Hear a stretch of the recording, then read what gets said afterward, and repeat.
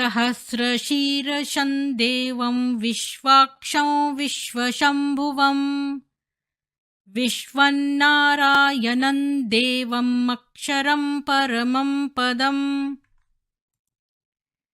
विश्वतः परमान्नित्यं विश्वन्नारायणगुं हरिम् विश्वमेवेदं पुरुषस्तद्विश्वमुपजीवति पतिं विश्वसात्मेश्वरगुं शाश्वतगुं शिवमच्युतं नारायणं महाज्ञेयं विश्वात्मानं परायणम् नारायणपरो ज्योतिरात्मा नारायणः परः नारायणपरं ब्रह्म तत्त्वन्नारायणः परः नारायणपरो ध्याता ध्यानन्नारायणः परः यच्च किञ्चिज्जगत् सर्वं दृश्यते श्रूयतेऽपि वा अन्तर्बहिश्च तत्सर्वं व्याप्य नारायणस्थितः अनन्तमव्ययं कविगुं समुद्रेऽन्तं विश्वशम्भुवम् पद्मकोशप्रतीकाशगुं हृदयं चाप्यधोमुखम् अधो निष्ठया वितस्त्यान्ते नाभ्यामुपरि तिष्ठति ज्वालमालाकुलं भाति विश्वस्यायतनं महत् सन्ततगुं शिलाभिस्तु लम्बत्याकोशसन्निभम् तस्यान्ते सुशिरगुं सूक्ष्मं तस्मिन् सर्वं प्रतिष्ठितम् तस्य मध्ये महानग्निर्विश्वार्चिर्विश्वतो मुखः सोग्रभुग्विभजन् तिष्ठन्नाहारमजरः कविः तिर्यगूर्ध्वमधशायी रश्मयस्तस्य सन्तता सन्तापयति स्वं देहमापादतलमस्तकः तस्य मध्ये वह्नि शिखा अणियोर्ध्वा व्यवस्थितः नीलतो यदा मध्यस्था विद्युल्लेखेव भास्वरा नीवारशूकवत्तन्वी पीताभा आस्वत्यणुपमा तस्या शिखाया मध्ये परमात्मा व्यवस्थितः स ब्रह्म स शिव स हरि स सेन्द्र सोऽक्षरः परमस्वराट् ऋतगुं सत्यं परं ब्रह्म पुरुषं कृष्णपिङ्गलम् ऊर्ध्वरेतं विरूपाक्षं विश्वरूपाय वै नमो नमः।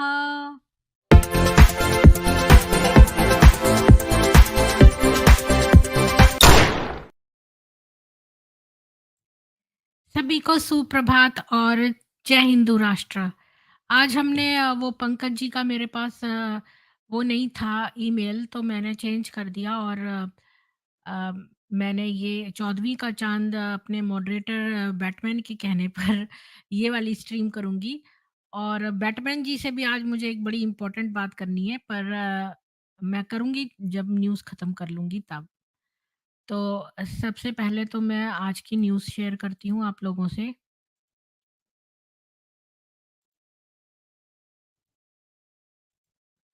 पहली न्यूज़ है, ज्ञापन देने गए हिंदू कार्यकर्ता लेकिन झारखंड पुलिस ने वकील सहित कर लिया गिरफ्तार। एक तो 2 दिन पहले ही मां का श्राद्ध करके लौटा था, कोर्ट में कामकाज बंद। जेल जाने के दौरान वकील ने और अन्य आरोपितों ने खुद को बेगुनाह बताया। उन सभी ने एसएसपी ऑफिस में लगे सीसीटीवी की जांच की मांग की है। उनका कहना है कि एसएसपी के ऑफिस के गेट पर उन्हें मिलाने के बहाने हिरासत में ले लिया गया। ये हिंदू कार्यकर्ता हैं, इनको जेल में बंद कर दिया है। हिरासत में ले लिया है। अगली न्यूज़ है, शराब पीते लोगों से भरे बार में चलने लगी रामायण। राम रावण युद्ध संवाद की कर दी एडिटिंग। मैनेजर और मालिक सहित 3 पर एफआईआर, 2 गिरफ्तार। 13-14 सेकंड के इस वायरल हो रहे वीडियो में सामने कुछ लड़के और लड़कियों को भी हाथ में गिलास लेकर नाचते देखा जा सकता है। इस मामले में हिंदू संगठनों ने नाराजगी जताई। उन्होंने बार के मालिक मानिक चौधरी और मैनेजर अभिषेक पर धार्मिक भावनाएं आहत करने के आरोप लगाते हुए कड़ी कार्रवाई की मांग की है। बिल्कुल। नोएडा के एक मॉल में बने बार में रामायण के दृश्य पर जाम छलकाने का वीडियो वायरल हो गया है। रिपोर्ट के मुताबिक नोएडा के सेक्टर 39 थाना क्षेत्र का है। यहाँ गार्डन गैलेरिया नाम का एक मॉल है जिसके अंदर बार बना हुआ है। उसका नाम लॉर्ड्स ऑफ ड्रिंक्स बार है। बताया जा रहा है कि घटना के दिन यहाँ शराब पार्टी हुई थी और नशे में लोग हाथ में शराब का गिलास लेकर नाच रहे थे। इस दौरान बार की स्क्रीन पर रामायण सीरियल का दृश्य चलने लगा। उस दृश्य में राम और रावण बने कलाकार एक दूसरे से संवाद करते दिखाई दे रहे थे। इस संवाद में असली आवाज को काट कर दूसरी आवाज की डबिंग कर दी गई। बार में ही मौजूद किसी ने पूरे घटनाक्रम का वीडियो बनाकर सोशल मीडिया पर वायरल कर दिया। तो ये लोग रामायण का मजाक बनाने लगे, ऊपर से संवाद हटा दिए, असली संवाद और गंदे संवाद लगा दिए। अगली न्यूज़ है, हिंदू दोस्त की नाबालिग बेटी। देखो, नाबालिग बेटी यानी कि ये इन लोगों की नज़र हमारी छोटी-छोटी बच्चियों पे है। ये आपको तभी से समझ जाना चाहिए जब ये अपनी छोटी बच्चियों के बुर्का डाल रहे हैं। हिंदू दोस्त की नाबालिग बेटी को घर बुलाया, पैर बांधकर किया रेप। गुजरात पुलिस ने रफीक को किया गिरफ्तार। 9वीं की छात्रा है पीड़िता। रफीक पीड़िता के पिता का दोस्त है। रफीक पीड़िता के घर से कुछ ही दूरी पर रहता है। उनका एक दूसरे के घर पर आना जाना लगा रहता है। दुष्कर्म के आरोपित रफीक को पुलिस ने गिरफ्तार कर लिया है। गुजरात के राजकोट में एक नाबालिग हिंदू लड़की से रेप का मामला सामने आया है। पुलिस की तरफ से दी गई जानकारी के मुताबिक रफीक पीड़िता के पिता का दोस्त है। रफीक पीड़िता के घर से कुछ ही दूरी पर रहता है। अब ये देखो, ये मोहम्मद और अबू बकर की सी कहानी लग रही है, क्योंकि ये लोग जो पेडोफाइल्स होते हैं वो अपने सबसे पास के लोगों पर सबसे पहले अटैक करते हैं। तो ये इसके फादर का दोस्त है। जो छोटी बच्ची है उसके फादर का दोस्त है। रफ़ीक उस पीड़िता के घर से कुछ ही दूरी पर रहता है। उनका एक दूसरे के घर आना-जाना लगा रहता है। रफ़ीक ने अपने हिंदू दोस्त के घर फ़ोन किया जिसे पीड़िता ने उठाया। रफ़ीक ने किशोरी से कहा कि वह अपनी एक्टिवा की चाबी भूल आया है, वह उसके घर पहुँचा आए। 16 साल की किशोरी जब चाबी लेके रफ़ीक के घर पहुंची, उस वक्त वो अकेला था। इसका फायदा उठाकर उसने पीड़िता को कैद कर लिया। जानकारी के मुताबिक उसने पीड़िता के पैर बांध दिए। अब ये कितना बेवकूफ है हिंदू आदमी कि इसने अपनी बेटी को उसके घर भेज दिया। चाबी चूंकि वो उसका दोस्त था, लेकिन ये अपनी बेटियों को कभी नहीं भेजते। आपको मैं बता दूं कि मेरे फादर के जो बेस्ट फ्रेंड थे, मेरे फादर मेरे को लेकर एक बार गए तो उसने फादर को दुकान पे बिठा लिया और मुझे अकेले भेजा उसके घर पे, उनकी जो बेटियां थी उनसे मिलने के लिए। ये लोग अपने घर में कभी नहीं बुलाते जो है आदमियों को, और अपनी लड़कियों को दूर रखते हैं। लेकिन अपना हिंदू बेवकूफ जो है उसने अपनी बच्ची को भेज दिया, 9th क्लास की बच्ची को भेज दिया चाबी देने के लिए एक्टिवा की। अभी देखिए आगे कि उसने पीड़िता के पैर बांध दिए और दुष्कर्म किया। इसके बाद उसने पीड़िता को धमकी दी कि यदि इसके बारे में किसी को बताया तो वो प्रचारित कर देगा कि उसका कोई बॉयफ्रेंड है। घर आने के बाद किशोरी के पेट में दर्द होने लगा। परिजन उसे अस्पताल ले गए जहां पीड़िता के परिजनों से सारी बात बता दी। किशोरी के माता पिता ने महिला थाने में शिकायत दर्ज कराई। केस दर्ज होने के बाद पुलिस ने रफीक को उसके कार्यालय से गिरफ्तार कर लिया। शुरुआत में रफीक ने आरोपों से साफ इनकार कर दिया, लेकिन पुलिस द्वारा सख्ती से पूछताछ करने के बाद उसने अपना जुर्म कबूल लिया और आरोपित के खिलाफ पॉक्सो एक्ट और एक्ट और आईपीसी की धारा 376 के तहत मामला दर्ज करा है। तुम कितना भी मामला दर्ज कर लो, रेप तो अब हो ही गया ना। जो दुष्कर्म था वो तो वापस नहीं हो सकता ना। तो ये कितनी बड़ी बेवकूफी में ये सेकुलर हिंदू जो है डेली ये न्यूज आ रही है, या तो ये अखबार नहीं पढ़ रहे हैं, मैं इनको कैसे जागृत करूँ? हम सब लोग प्लीज़ जितने भी लोग देख रहे हैं, आप सब लोगों का ये कर्तव्य बनता है कि वीडियो को शेयर भी करें और लोगों को न्यूज़ पहुँचाएँ और उनको सचेत करें कि देखिए ये कार्य कर रहे हैं ये लोग। और जो भी आप अगर आपके इस कम्युनिटी से कोई भी मित्र हैं, उनके पास भी अपनी बच्चियों को कभी ना जाने दें अकेले। उनको दूर ही रखें अपने घर से। ये देखो कितने तेज़ हैं, ये कभी अपनी बच्चियों से किसी को नहीं मिलवाते। अगली न्यूज़ है, टीम से हटाया तो अंजाम अच्छा नहीं होगा। अपने ही देश के बोर्ड से भिड़ा पाकिस्तान का क्रिकेटियर चयनकर्ताओं को धमकाया। 34 वर्षीय खिलाड़ी ने दावा किया कि पाकिस्तान की राष्ट्रीय क्रिकेट टीम से बाहर होने के बाद उन पर आर्थिक रूप से कोई प्रभाव नहीं पड़ा। वो पाकिस्तान की टीम का हिस्सा होते हुए जितना कमा पाते उससे 10 गुना अभी कमाते हैं। यानी इन लोगों को कोई फ़र्क नहीं पड़ता। इन्होंने इमाद वसीम है जो ऑलराउंडर पाकिस्तान का, उसने टीम से बाहर निकलने पर भी पाकिस्तान क्रिकेट बोर्ड पीसीबी पर जमकर बरसे और उन्होंने जो है ये धमकियाँ दी हैं। 100 की मौत, अधिकतर महिलाएं और बच्चे। म्यांमार की फौज ने अपने ही लोगों पर लड़ाकू विमानों से बरसाए बम, हेलीकॉप्टर से गोलीबारी। सागेंग के कनबालू टाउनशिप इलाके में पजीगी गांव के पास सैन्य सैन्य शासन को अस्वीकार करने वाले लोग जुटे हुए थे। विद्रोही गुट के लोग अपने स्थानीय कार्यालय का उद्घाटन कर रहे थे। म्यांमार की सेना जुंटा की आम जनता पर एयर स्ट्राइक में 100 से ज्यादा लोगों की मौत हो गई। ये लोग अपने ही लोगों पर बम इन्होंने चलाए हैं ऊपर से। म्यांमार की 8 बजे सुबह-सुबह म्यांमार की फ़ौज ने मंगलवार को एयर स्ट्राइक का दावा किया और बहुत सारे महिलाएं और बच्चे 100 से अधिक जो हैं वो उनके ऊपर बम बरस गए। अगली न्यूज़ है, हिंदू भाई-बहनों को परेशानी हुई, माफ़ी माँगता हूँ। गायक लक्की अली ने ब्राह्मण इब्राहिम के वंशज वाले बयान पर जताया खेद, कहा आगे से कुछ लिखते हुए ध्यान रखूँगा। अब आगे से कुछ भी पोस्ट करते हुए मैं अपने शब्दों के बारे में और ज़्यादा जागरूक रहूँगा। जैसा मैं अब देख रहा हूँ कि मेरे इस बयान से कई हिंदू भाई-बहन परेशान हुए हैं। क्या फ़ायदा? मतलब मैं ध्यान रखूँगा, ये भी नहीं, ये कैसे माफ़ी माँगना हुआ? माफ़ी माँगनी चाहिए कि मैंने गलत गलत कहा था, ये कहना चाहिए था उसको। अगली न्यूज़ है, आगरा में इमरान ने रिजवान को फंसाने के लिए काटी गाय। यूपी पुलिस बोली मामला मुस्लिम बनाम मुस्लिम का, आरोपितों से कनेक्शन को हिंदू संगठनों ने भी किया खारिज। यूपी पुलिस ने बताया कि सिर्फ किसी एक व्यक्ति के बयान पर पुलिस ने संजय जाट व उनकी टीम के अन्य सदस्यों को संदिग्ध नहीं माना है, बल्कि उनके खिलाफ ठोस सबूत मौजूद हैं। और आगरा में गोहत्या केस में हिंदू महासभा पर लग रहे आरोपों का असल सच सामने आ गया है। पुलिस गिरफ्तार में इमरान और शानू ये थे। साजिशकर्ताओं के तौर पर मनीष जाट, सौरभ शर्मा, ब्रजेश भदौरिया, जितेंद्र और अजय का नाम बताया है। और इन आरोपितों के नाम इमरान कुरैशी और शानू उर्फ झल्ली हैं। और पड़ताल कर रही है पुलिस इस बारे में। अगली न्यूज़ है, बठिंडा के जिस आर्मी कैंप में हुई फायरिंग वो एशिया की सबसे बड़ी सैन्य छावनी 2 दिन पहले गायब हुई थी। इंसास राइफल और 28 गोली।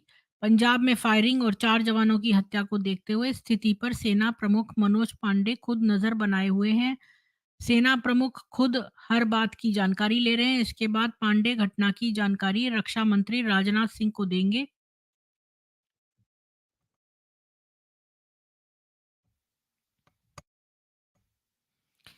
इस संबंध में रक्षा मंत्री ने सेना प्रमुख से रिपोर्ट मांग की है।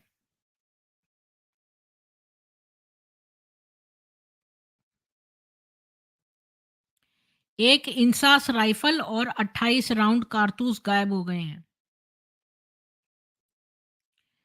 हिंदुओं पर झूठे मुकदमे, दंगा भड़काने में सीएम ममता बनर्जी का हाथ। रामनवमी हिंसा पर फैक्ट फाइंडिंग कमेटी की रिपोर्ट खुलासा, डर से शिकायत तक नहीं करने गए हिंदू पीड़ित। बताया गया है कि हमला करने के लिए छतों पर पहले से ठिकाने बनाए गए थे। एक तरफ से पत्थर चलाने और दूसरी तरफ छिपने की जगह बनाई गई थी। ये देख लो भाइयों आप लोग भी। कि छत पर 2 स्थान बनाए, एक जगह पत्थर और दूसरी जगह छिपने का स्थान, और ये ममता बनर्जी ने करवाए हैं।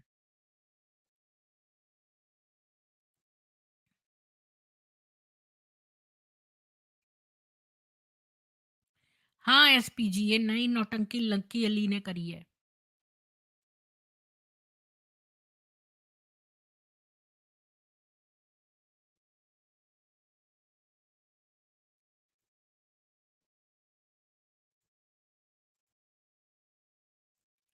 जी, तो मैं ना एक इनवाइट दे देती हूँ और इसको पिन कमेंट में भी डाल देती हूँ, लेकिन उससे पहले मैं एक बात कहना चाहती हूँ बैटमैन से।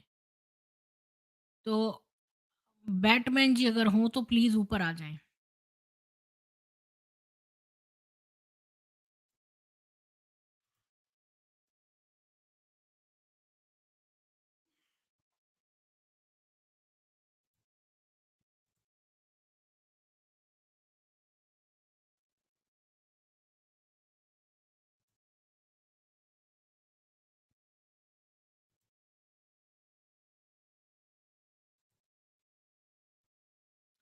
जी, मैं आज एक ऊपर आओ ना बैटमैन, आज मैं आपको एक बात बताती हूँ।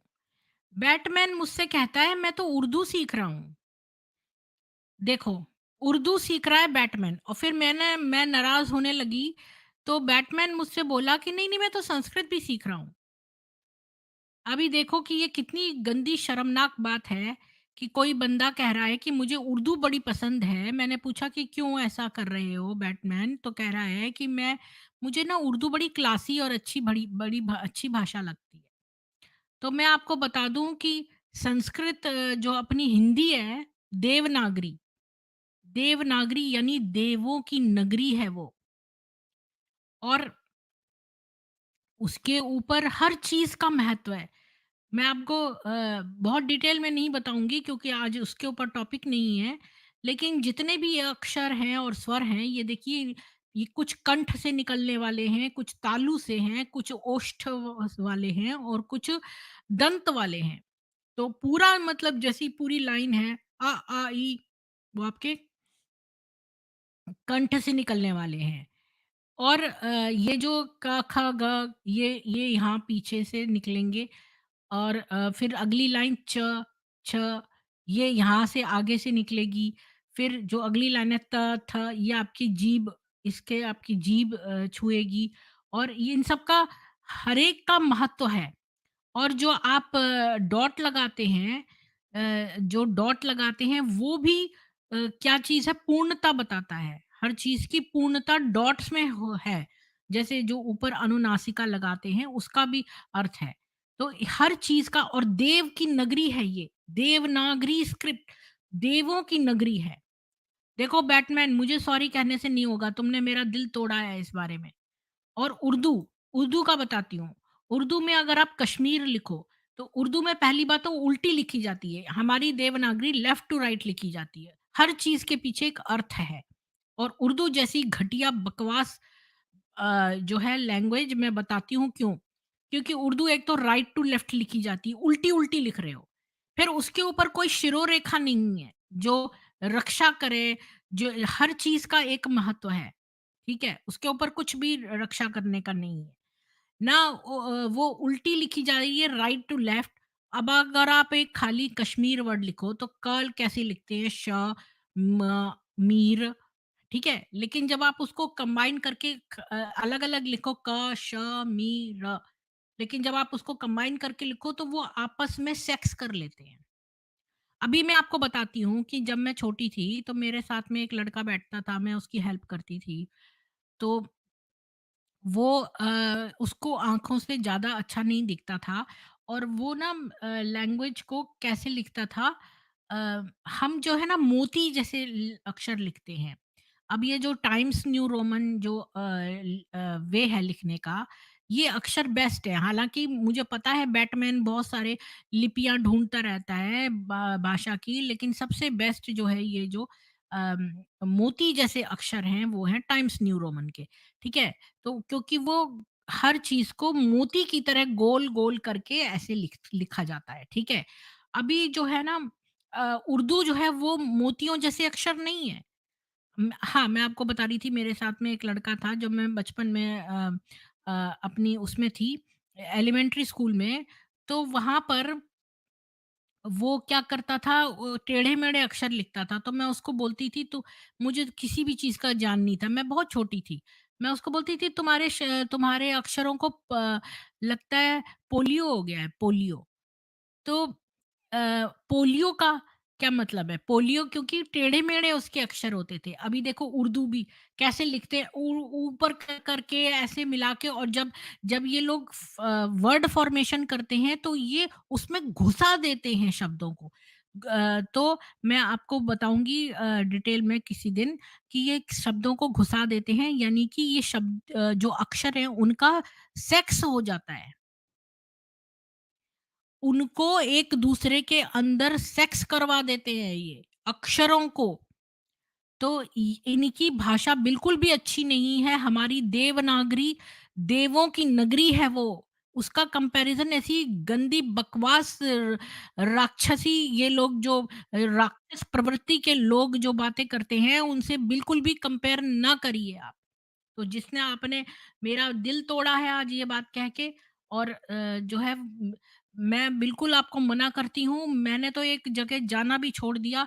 राधा स्वामी फेथ में है, मेरे फादर थे, तो मैं राधा स्वामी फेथ में जाती थी, तो वहाँ की पोथियाँ भी उर्दू में थी, तो मैंने उनको लिख दिया कि मैं अब आगे से नहीं आऊँगी जब तक कि आप इसको बंद नहीं करेंगे। और बॉलीवुड में भी इस चीज़ को इस्लामिसाइज़ करा कि भई आप जो है ये करिए, ये करिए। कोई आया है, दावत-ए मुर्तद जी बोलिए, आप एक्स मुस्लिम हैं या मुस्लिम हैं? अनम्यूट होकर बोलिए। जी शुक्रिया प्रीति सिस्टर। जी, प्रीति सिस्टर, आप आवाज आ रही है मेरी? आप हाँ, आ रही है। आप मुस्लिम हैं, एक्स मुस्लिम हैं? हम्म, मैं born Hindu. After that, I accepted Islam, and after अच्छा, I तो left आप ये मेरे Islam को also. बताइए, अच्छा, तो अच्छा, आपने आपने 1 मिनट, 1 मिनट। मेरी बात हुई। तो आपने इस्लाम क्यों एक्सेप्ट करा? मुझे उसका कारण बताइए। प्रीति सिस्टर, ये बात तो मैं आपको अभी तफसील से बताऊंगा। अभी मैं आया था आपकी उर्दू पे बात करने के लिए, उर्दू जबान पे। ना, मुझे तो उर्दू पे बात नहीं आप करनी है, आज मेरा टॉपिक वो नहीं है। मैं किसी एक पर्टिकुलर व्यक्ति को ये बात बता रही थी, आज टॉपिक ऑफ डिस्कशन अच्छा, उर्दू लैंग्वेज नहीं है। तो अच्छा, आपको आप आपको अच्छा मेरे लगे तो साथ मेरा मेरा सुनिए, मैं एक बात कहना चाहती थी आपको कि आप क्यों क्यों बने उसमें, ये बहुत इम्पोर्टेंट है। आप मेरे साथ एक स्ट्रीम करेंगे आज? आज ही? एक स्ट्रीम करेंगे आज तो जिसमें मेरे को बताइए, आ, सुनिए, सुनिए, उसमें आप ही बोलना, मैं चुप रहूँगी। आप मेरे को डिटेल में बताना कि ऐसी कौन-सी वजह थी कि आप जो है वो इस्लाम में चले गए?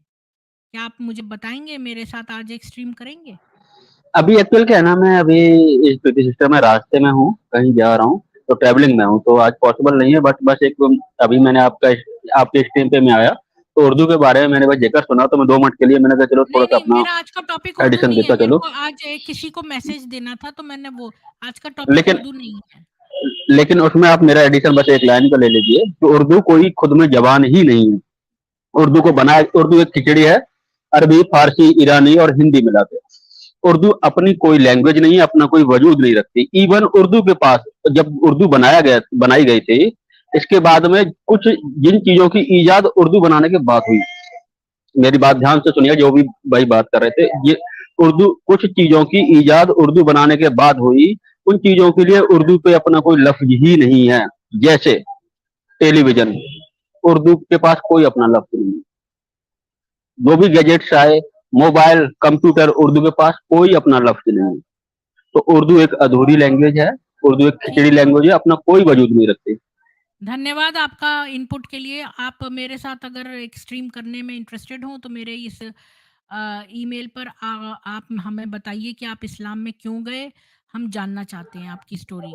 तो ये जी मेरा जरूर, ईमेल जब है। भी टाइम होगा मैं आता हूँ। जी, जी, मेरा इसका जब भी स्नैपशॉट ले टाइम लीजिए, होगा। अपने अपने मोबाइल से एक पिक्चर ले लीजिए, ताकि मेरा ये आ जाए आपके पास ईमेल, और मेरे को ईमेल से आप लिखिए ताकि मैं लिंक आपको भेज सकूँ। ताकि फिर हम ही लोग रहेंगे पैनल पे, मैं नीचे सार्वजनिक नहीं करूँगी। जी, धन्यवाद फिर जी, आपको। जी और सिस्टर, थैंक यू। जी। अभी हम ना जो है आप जुड़े रह सकते हैं। हम आप आज 14वीं के चाँद में हमारा आज का चैप्टर है, बहुत ही छोटा है 2 पेजों का। तो प्लीज़ आप सब लोगों को मैंने पिन कमेंट में दे दिया है जॉइनिंग लिंक, आप लोग आइए और जॉइन होइए और मैं जो हूँ थोड़ा-सा पढ़ूँगी और फिर हम लोग डिस्कस करेंगे इस बारे में।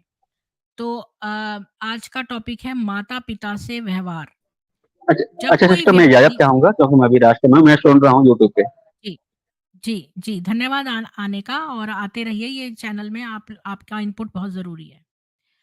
जी, तो और लोग भी आइए प्लीज़ जुड़िए।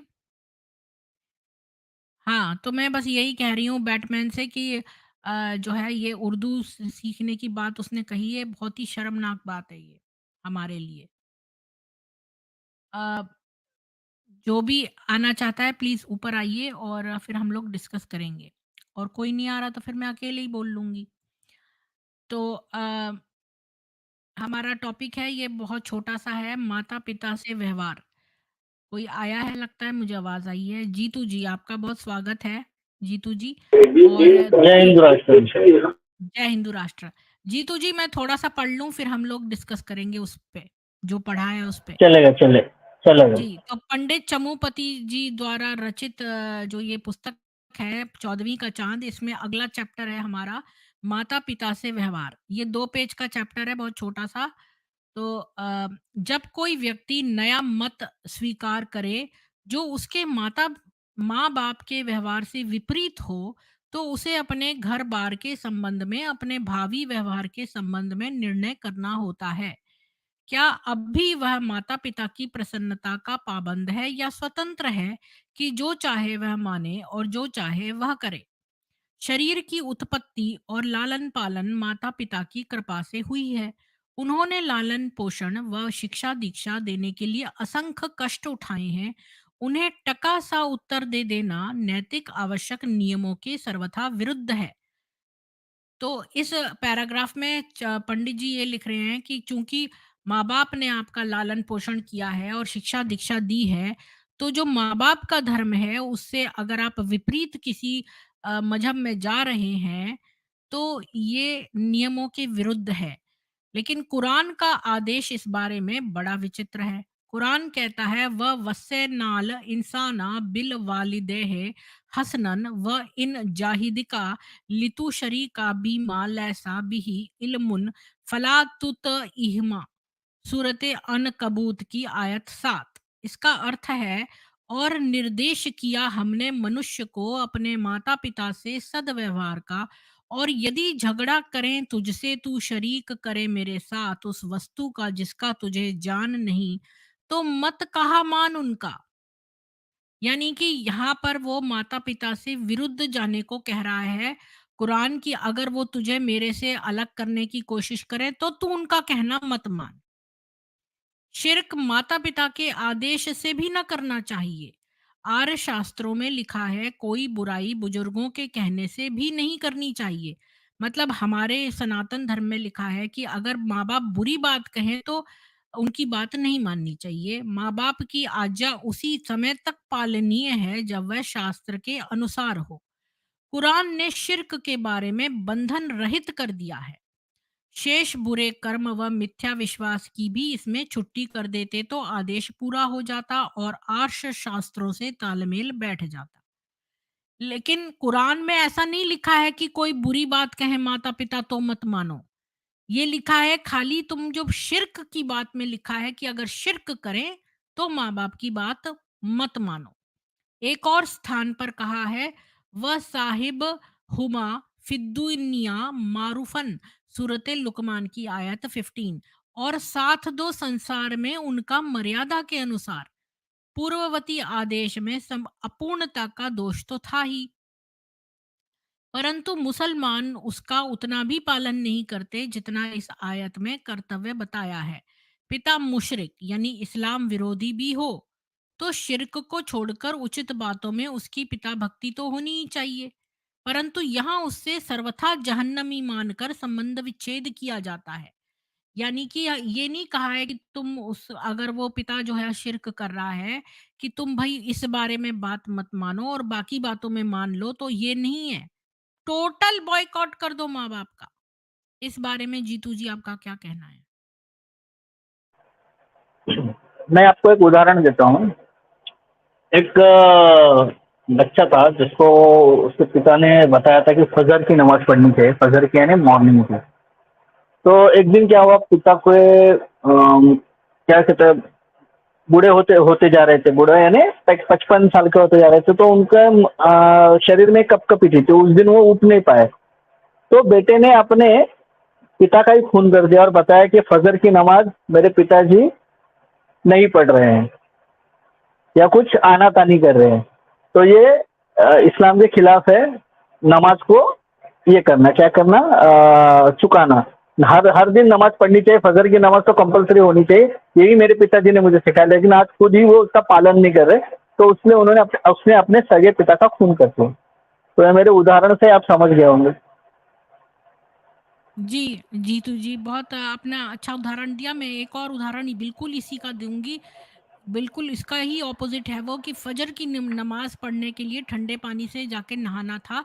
ये अभी न्यूज़ में आई थी, कुछ समय पहले की बात है, आप लोगों ने सुनी होगी, हमने न्यूज़ पढ़ी थी कि वो बंदा लड़का जो है ना सुबह-सुबह ठंड में उसका मन नहीं किया तो उसने ऐसे ही जाके ना शो कर दिया कि मैं नहा लिया हूँ ठंडे पानी से।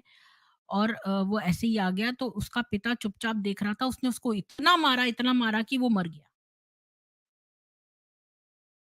तो क्या होता है, 25 में से एक गए तो क्या होता है, क्या फर्क हुँ, पड़ता है? जी। अच्छा और टीवीआई जी कोई जुड़े हैं। 1 मिनट टीवीआई जी आप हिंदू हैं, मुस्लिम हैं या एक्स मुस्लिम हैं? सनातनी हिंदू। जय हिंदू राष्ट्र। जय हिंदू राष्ट्र। जी, जी, बोलिए। बोलिए का, मैं अभी ऐसा आपका लाइव स्ट्रीम देखा तो जुड़ गया, मैंने पहले नहीं पता था। अच्छा, अच्छा जीतू जी आप कुछ बोल रहे थे, बोलिए। जी, मैंने ये कहा कि फजर की नमाज के लिए कोई मॉर्निंग को ठंडे पानी से नहाना ऐसा कोई नियम नहीं है। लेकिन क्या है, पाकिस्तान में है, नहीं, वज़ू अ, वज़ू करने के लिए, नमाज़ से पहले वजू, हाँ वज़ू वजू, करने के लिए। हाँ वजू करना पड़ता है ना। नहीं, वो वजू इसके समय उसने कुछ आना पानी की होगी, अच्छा है, तो इसके लिए वो हो रहा हाँ, है। ठीक है, ठीक है, हाँ, हाँ।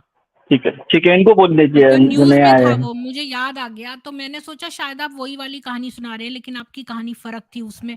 नहीं नहीं, उसमें वो अलग बेटे थी, वो अलग थी। हाँ, वो गए साल, मैंने गए साल की स्टोरी बताई थी, यूट्यूब पे है, अपने ही बाप को मर्डर कर दिया। और मैंने भी जो बताई है वो भी आपको मिल जाएगी पुराने अखबार में।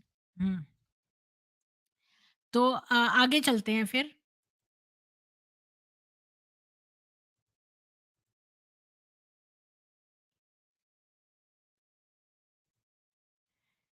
संभव है कि इसका कारण यह आयत हो, या अयुहल्लज़ीना आमनु ला तत्तखिज़ू आबाउकुम व इखवानकुम औलियाए इनस्तहिब्बुल कुफरा अलल ईमान। सूरत तौबा की आयत 23। ऐ लोगों जो ईमान लाए, मत पकड़ो अपने बापों या भाइयों को अपना साथी, यदि वे कुफ्र को ईमान पर पसंद करें। यानी कि अगर आपका आपके सगे लोग अगर कुफ्र को पसंद कर रहे हैं तो उनको आप जो है मत उनको अलग कर दो। ये नैतिकता है क्या? ईमान बौद्धिक प्रक्रिया है। यदि इसमें माँ बाप का विश्वास ईमानदारी पूर्वक है और संतान से पृथक है, तो उन्हें मित्र न रखना सामाजिक उत्तरदायित्व के आधारभूत नियमों की हत्या करना है। मतलब कि हमारा सनातन धर्म ये नहीं कहता कि ये जो धर्म का पालन है ये बौद्धिक प्रक्रिया है कि आप किस पर फेथ ला रहे हैं। ये आपकी पर्सनल बात है। इस वजह से आप माँ-बाप से मित्र न रखें, ये बहुत ही बुरी बात है और ये सामाजिक जो नियम हैं उनका मर्डर करना है।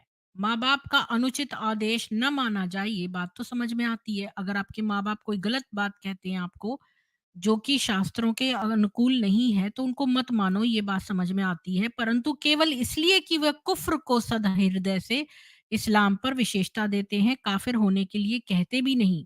यानी कि वो मुँह से बोल भी नहीं रहे तुम्हें काफ़िर होने के लिए, बस वो नहीं विश्वास करते, तो फिर तुम उनसे अलग हो जाओ।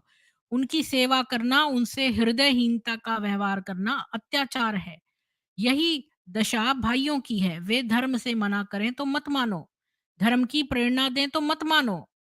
यानी कि अगर वो अच्छी बात भी कह रहे हैं तो उनकी मत मानो, परंतु एक बौद्धिक विचार के मतभेद के कारण अपने रक्त को ठंडा कर लो, उनसे आँख चुरा लो, अपना भाई ना समझो, नैतिक रूप से अवश्य बंधन कारक है।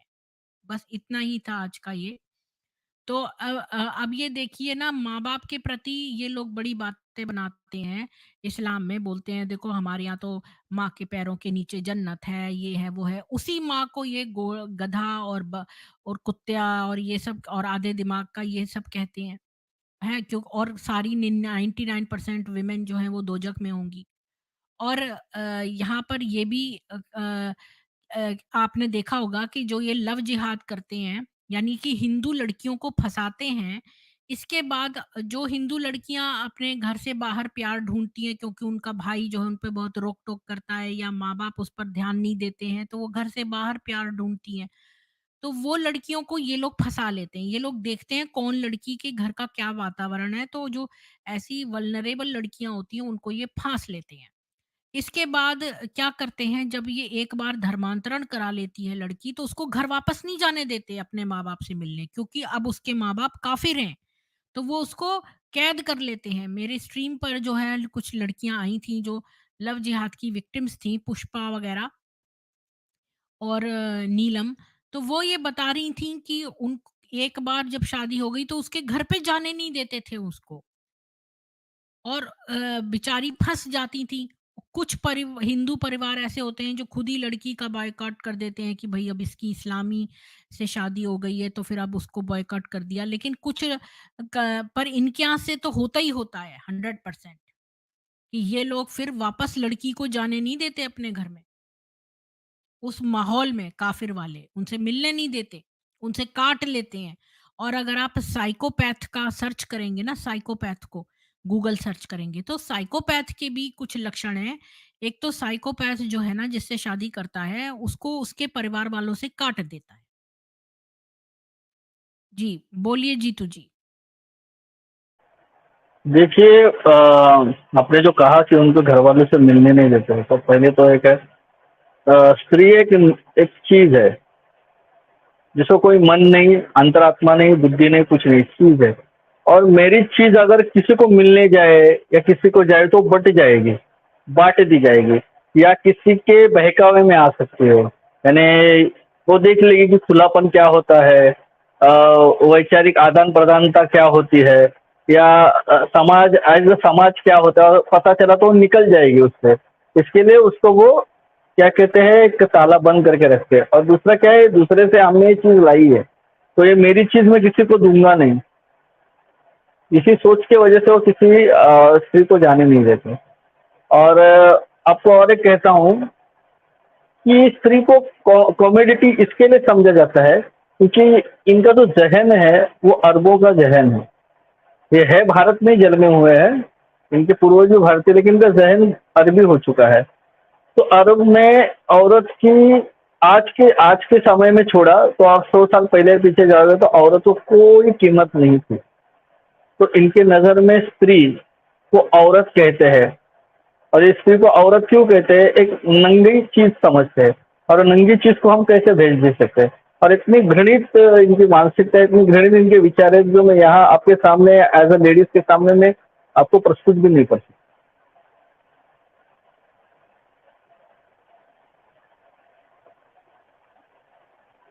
जीतू आपकी जी, आवाज नहीं आ रही। सॉरी हाँ। जी, हम्म। टीवी वन जी, आपको कुछ कहना है इस बारे में? अनम्यूट होकर बोलिए, टीवी वन जी नहीं बोलिए। नहीं। जी, तो मैं अभी आप लोगों को थोड़ी-सी और ज्ञान देती हूँ, जो लोग आए हैं, इतनी मेहनत करके जुड़े हैं, तो मैं आपको एक ज्ञान दूँ कि 4 तरह के साइकोपैथ होते हैं। साइकोपैथ 4 तरीके के होते हैं। एक तो वो होते हैं जो क्या नाम है उसका, नार्सिसिस्टिक जो होते हैं, पहले। दूसरे बॉर्डर लाइन, तीसरे सैडिस्टिक और चौथे एंटी सोशल। तो नार्सिसिस्ट वो होते हैं जो दूसरों पर अटैक करके तुरंत विक्टिम बन जाएं, वो नार्सिसिस्ट हैं। अच्छा, अभी कुछ लोग ये भी सोचेंगे कि सोशियोपैथ और साइकोपैथ में क्या फ़र्क है? तो सोशियोपैथ जो होता है ना, वो गरम दिमाग का होता है, वो अचानक से काम करता है, इम्पल्सिव होता है। जैसे कि अगर उसको गुस्सा आ गया तो जल्दी से कुछ कर देगा, वो सोशियोपैथ है। और जो साइकोपैथ है वो कोल्ड प्लानिंग वाला होता है, वो कैलकुलेटिव होता है, उसके अंदर एम्पैथी नहीं होती, ह्यूमन को तंग करने के लिए उसके अंदर वो नहीं होती। मतलब एम्पैथी होती है जब हम अपने आप को दूसरों के शूज में रखकर देखते हैं कि भाई इसको कैसा लगेगा, ठीक है। लेकिन जो वो होते हैं ना साइकोपैथ, वो उनके अंदर दूसरे के प्रति करुणा भाव नहीं आता। मतलब अगर उन किसी के साथ कुछ हो रहा हो बुरा तो उनको पता ही नहीं होता कि भाई ये एक बुरी सिचुएशन है, इस बंदे को कितना दुख होगा, ये सब वो सोच नहीं पाते। उनके अंदर एम्पैथी लैकिंग है। और जो वो वाले हैं ना सैडिस्टिक वाले, वो और भी प्लेजर पाते हैं दूसरों को तंग करने में। जैसे कि ना किसी को टॉर्चर करने में मजा आएगा। जैसे मैंने छोटी सी एक रियल नेशनल ये एक डॉक्यूमेंट्री देखी थी। उसमें एक बंदा जो है ना वो जाकर तालिबान वाले लोगों के संग रहता है।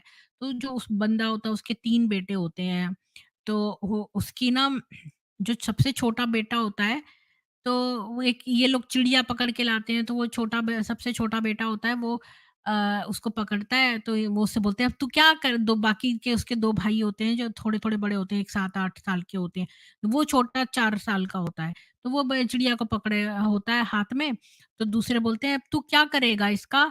तो वो कहता है उसने उस चिड़िया को कैसे मारा, एक-एक पंख नोच के और हँस के बोला, ये ना बचने की कोशिश कर रही थी, चीख रही थी, मैंने इसको ऐसे करा, ऐसे करा। और छोटा बच्चा जिस तरह हँस के बोल रहा था ना, मेरे से एकदम से मेरा दिल घबरा गया देख के, तो मैंने जल्दी से टीवी ऑफ कर दिया। फिर मैंने बहुत मुश्किल से बाद में फिर से देखी, मैं देखना चाहती थी कि ये कितने क्रूर हैं, क्योंकि मेरे हस्बैंड के साथ मैं ऐसी डॉक्यूमेंट्री नहीं देखती, क्योंकि मेरे हस्बैंड को बिल्कुल ही पसंद नहीं है इनकी कोई भी चीज़ देखना। लेकिन मैं देखना चाहती थी आखिर ये लोग कैसे होते हैं, क्योंकि वो जर्नलिस्ट गया उसके घर में रुका और उसने ये डॉक्यूमेंट्री बनाई थी। तो कैसे वो ट्रेनिंग देते हैं, छोटे-छोटे बच्चों को ले जाते हैं सुबह, उनको खाने को भी देते हैं लोग। और ये जो परिवार जिसके यहाँ ठहरा था, वो बड़े गर्व से, उसका सारी लोकेलिटी में बड़ा गर्व था, मैंने अपने 4 बच्चों को, 3 बच्चों को शायद भेजा है जिहाद के लिए। और भी पैदा कर रहा था, बाद में उसकी एक टाँग भी वो हो गई थी खराब।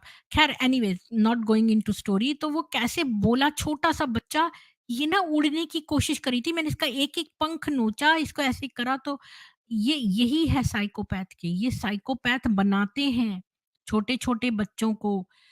और ये लोग कैसी ड्राइंग्स करते हैं, इनके बारे में मैंने काफ़ी जब पढ़ रही थी, तो मैंने देखा ये लोग कटे सिर की ड्राइंग्स, इनके छोटे-छोटे बच्चों को बोलो ना कि तुम ड्राइंग करो, तो ये सिर तन से जुदा वाली कटे सिर की ड्राइंग्स और ये सब करते हैं। मतलब कितनी लेवल तक है ये। तो ये जो साइकोपैथ हैं, ये हर चीज़ प्लान करके करते हैं। जैसे इनका मोहम्मद नबी जो मोहम्मद था, ये साइकोपैथ था। ये हर चीज़ कैलकुलेट करके प्लानिंग से करता था। देखो, इसने खजाने के लिए किनाना के छाती पर एक जलता हुआ अंगारा रख दिया और उसके हाथ-पैर बाँध दिए, बाद में उसका सिर काट दिया। उसके अंगारा जलता रहा जब तक कि उसके प्राण नहीं निकल गए।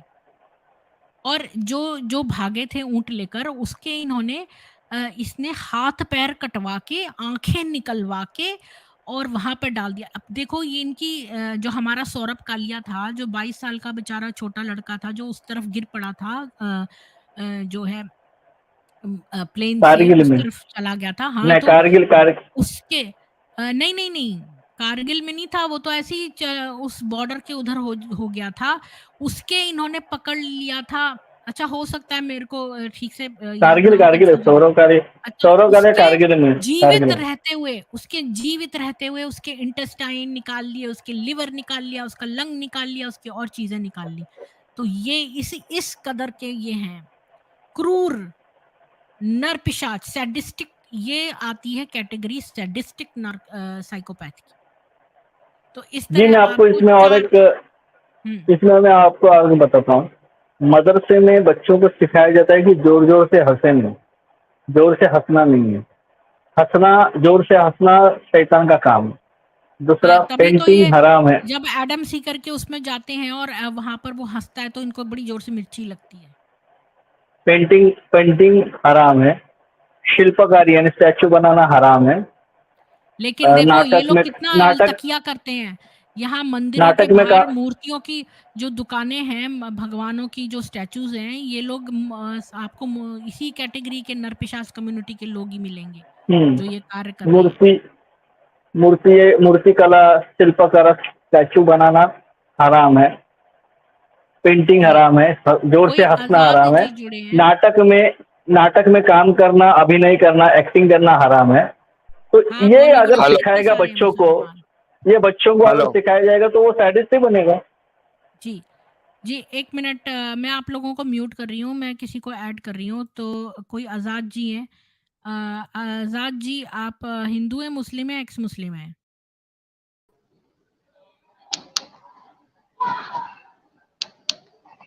जी, बोलिए।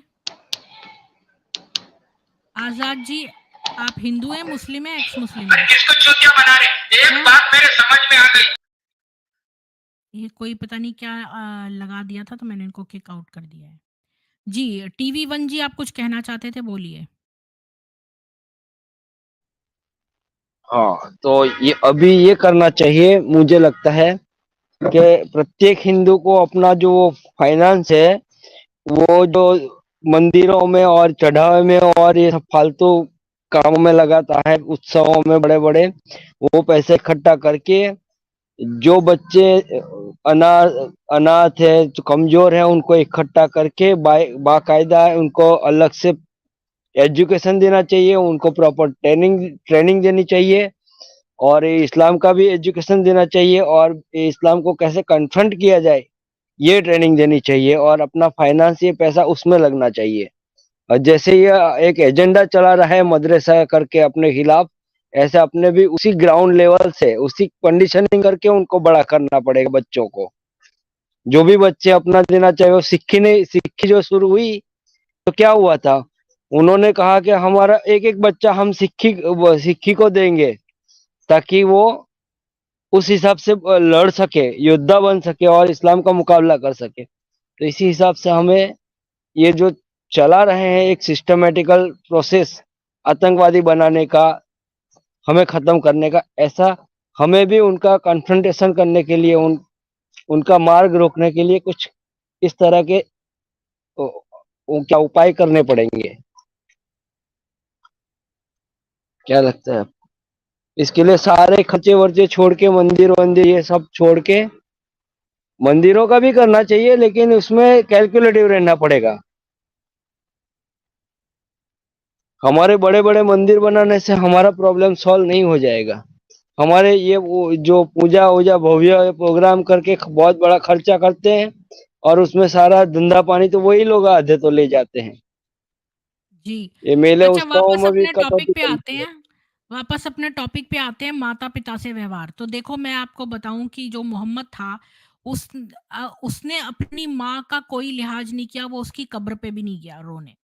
अच्छा, जो पिता था उसका, वो तो पहले ही मर गया था उसके जन्म से पहले, क्योंकि वो पिता था ही नहीं, बायोलॉजिकल फादर तो वैसे भी नहीं था। अब्द अल्लात जो वन ऑफ द मेन थे जिसके साथ आमिना सोई थी, ठीक है?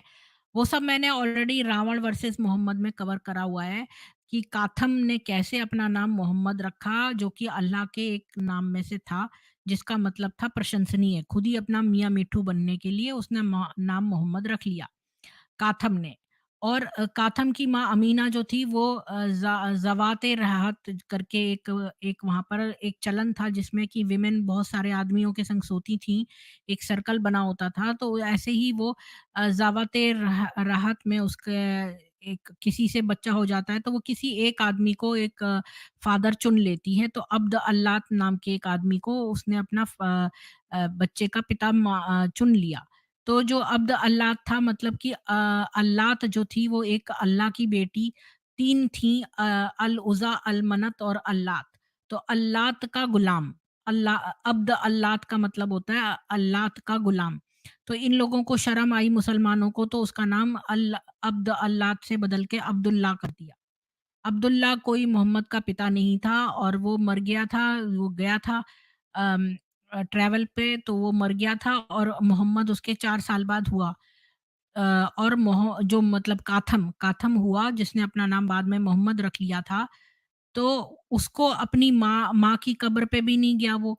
जिस चाचा ने उसको खूब प्यार से पाला, दरी बिछाता था, तो चाचा अपने बच्चों को दरी पे अपने पास नहीं बिठाता था, बल्कि काथम को बिठाता था, क्योंकि वो उसको ज़्यादा प्यार करता था। लेकिन वो चाचा जिसने उसको पूरी उम्र उसकी हिफ़ाज़त करी, ये जो मक्का वासियों के भगवानों को वो गलत बोलता था, गालियाँ देता था, वो लोग आके उसके चाचा से शिकायत करते थे और चाचा उसको प्रोटेक्ट करता था।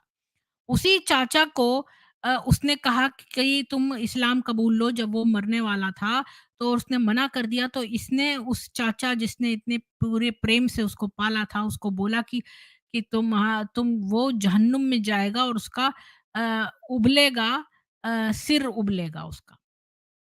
तो इतनी गंदी-गंदी बातें उसने अपने चाचा के लिए बोली और उसके लिए कोई प्रार्थना भी नहीं करी और बुरी बातें उसको बोली कि वो नरक में जाएगा। तो माता-पिता के समान माँ का भी उसने इज़्ज़त नहीं करी और पिता समान चाचा की भी नहीं करी। तो ये तो इनका व्यवहार है और दूसरे ये लोग कह देते हैं कि माँ-बाप अगर जो हैं वो शिर्क करें, कुफ़्र करें, तो आप उनसे बिल्कुल ही काट दो। ये नहीं कि उनकी अच्छी बुरी बात नहीं मानो पर बाकी चीज़ें मानो, तो ये बिल्कुल ही उनसे नाता ख़त्म करने को कहते हैं। जी, बीइंग ज़ैद जी, आप ऊपर क्यों नहीं आते हैं? आपने ये हँसने वाले फेसेस क्यों बनाए हैं? नाइस स्टोरी का क्यों नाम दे रहे हैं आप? लिबरल डॉजी जी, आपका बहुत स्वागत है और रीनॉर्मलाइज़ अद्वैत जी, आपका भी बहुत स्वागत है। लिबरल डॉजी जी, आप क्या कहना चाहते हैं? जय हिंदू राष्ट्र। अरे किसको चूतिया बना रहे? एक बात हाँ, मेरे समझ जय में आ गई, हिंदू तुम कैसा राष्ट्र। तुम्हारी बीवी के साथ बैठे हुए हैं वैसी मुझे नहीं पता, मैंने इनको बैन कर दिया क्योंकि ये किसी की आईडी लगा के आया था। रीनॉर्मलाइज़ जी, what do you want to say? जय हिंदू राष्ट्र। Uh, yeah, Jai Hind Rashtra. I want to say something on this regard that they say words whenever we talk about the parents, how one should pay respect to the parents. And they say that under the feet of the mother there is Jannat, and then we come to know that if they see their mother before namaz or a donkey before doing the salat, their namaz breaks. Now, and the second is that their mother is also And half she is break. half intelligent, and she has if she is raped, she has to bring 4 witnesses, and she is equal to half in property rights also. She is equal to half in court and other justice related things. She is half, and she is half intelligent, and And 99% of women are in hell. now another thing is that now how to prove that a person who is destined to hell, 99% of them are destined to hell, their feet is the door to heaven. We know that means either in the hell they have feet pointing towards the heaven, or something like that should be Can you explain it again? I didn't quite get it. What you're trying to like say? they have their feet, through their feet there is doorway to the heaven, right? Now 99% of them will be is destined for the hell. Okay, so how the way to heaven goes from under the of the creature that goes through the way to means Wow, that was very nice. That is a very nice question you have. this, The I the was thinking doorway to about, hell is through the doorway to the heaven under the feet of the mother. yeah. Even I Wow, was falling you have short got of a words. very nice point. तो मैं जिन लोगों ने नहीं समझा, मैं बता दूं कि रीनॉर्मलाइज जी ने एक बहुत ही एक प्रश्न रखा है। प्लीज सारे लोग जो हैं वो ध्यान से सुने और इसके इनके प्रश्न का उत्तर दें प्लीज। इन्होंने ये कहा है कि अगर माँ के पैर के नीचे जन्नत है, तो अब 99% महिलाएं जो हैं वो दोजख में हैं, जहन्नुम में हैं। ये 2 अलग-अलग फैक्ट्स हैं।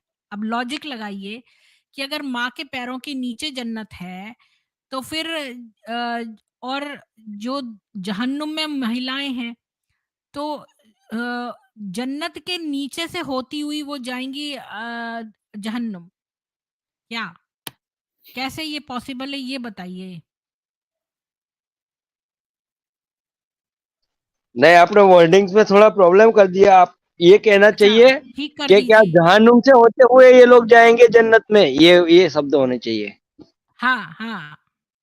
तो बताइए, अभी कोई आंसर देना चाहता है इसका तो बताइए, कि जब माँ के पैर के नीचे जन्नत है और महिलाएँ सारी 99% जहन्नुम में हैं, तो क्या जहन्नुम का रास्ता जन्नत के रास्ते में से होके निकलता है? Actually are we are asking logical नहीं, नहीं, क्वेश्चन टू हिंदी द में ही बोलिए। मेंटल। हिंदी में ही अच्छा, बोलिए, रीनॉर्मलाइज़ जी को हिंदी आती नहीं है, इसलिए आप हिंदी में बोलिए। जी। हाँ। एक्चुअली हम लोग मानसिक रिटायर्ड पर्सन होते हैं ना, उनसे लॉजिकल आंसर की अपेक्षा करते हैं, ये बात है।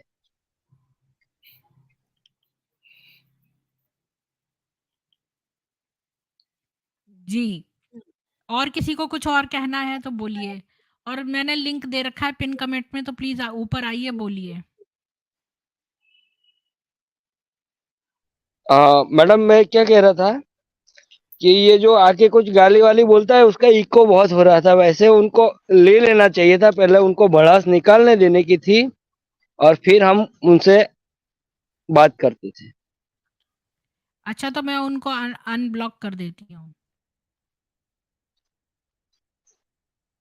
मैं उनको भड़ास में निकालने, वो ऐसे ही करते रहेगा, प्रॉब्लम ही क्रिएट करेगा और कुछ नहीं। उनके पास कोई देखते हैं ना जवाब क्या। है नहीं, उनके पास कोई जवाब नहीं तो पागल हो चुके हैं। मेरे पे शक चाहिए, उनको क्या जवाब दे पाएंगे। अभी खुद के हदीसों को नकार रहे हैं, अभी आयतों को भी नकारेंगे। ये देखते हैं ना कितना उछलते हैं, पहले हम भी तो हम देखें। ये आयत मानते नहीं, हम ये हदीस मानते नहीं, ये ज़ईफ हो चुकी है, ये हसन हो चुकी है, ये हो चुकी है, ये वो हो चुकी है। तुम्हारे वेदों में क्या लिखा है वो बोलो, तुम्हारे वेदों में क्या लिखा है बोलो। अरे खुद का कुछ मालूम नहीं, दूसरों के देख, वेदों में घुस रहे हैं। जाहिल अपना पूरे लोगों जाहिल कौम है। बात करने की अक्ल नहीं, कुछ नहीं। इनको सीधा ही बोलने का, भाई हमारा जो रिलीजन है, सॉरी हमारा जो धर्म है, वो किसी भी व्यक्ति का शोषण नहीं करता है। किसी व्यक्ति, वो अपना खुद के लिए है, अपना व्यक्तिगत है मामला, बराबर, टोटली जी। इंडिविजुअल, उसको दूसरे से कोई मतलब ही नहीं है।